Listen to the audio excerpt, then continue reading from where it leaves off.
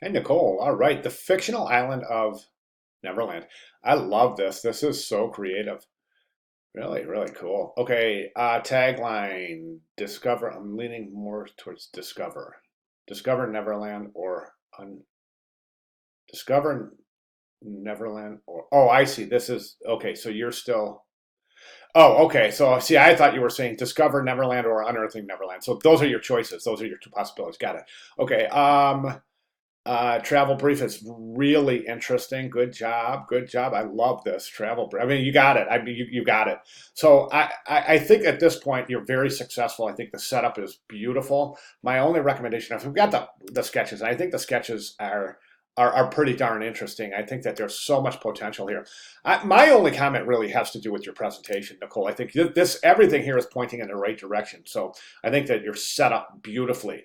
In terms of more of general comments on graphic design and how you apply some of these things you're learning in school to your upcoming career in graphic design, the presentation I want to talk about a little bit. So you want to always make your presentation as simple and easy for the viewer um, to view as possible.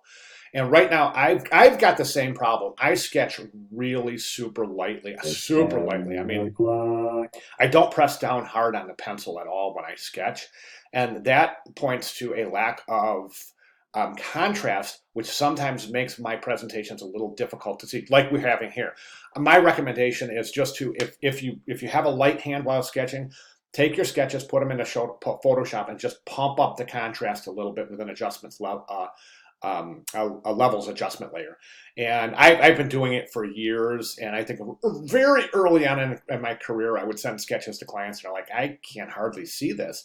And I was like, man, what is going on? So I just decided either I have to start pressing harder, which will completely change my style of sketching. Don't want to do that. Or I have to alter the presentation so they can see it. So I just thought, well, I'm just going to put this through a levels adjustment layer. And it worked beautifully. I mean, you don't want to overdo it. You just want to make sure that you can actually see that what's going on. So I can't. I mean, this one I can't really see.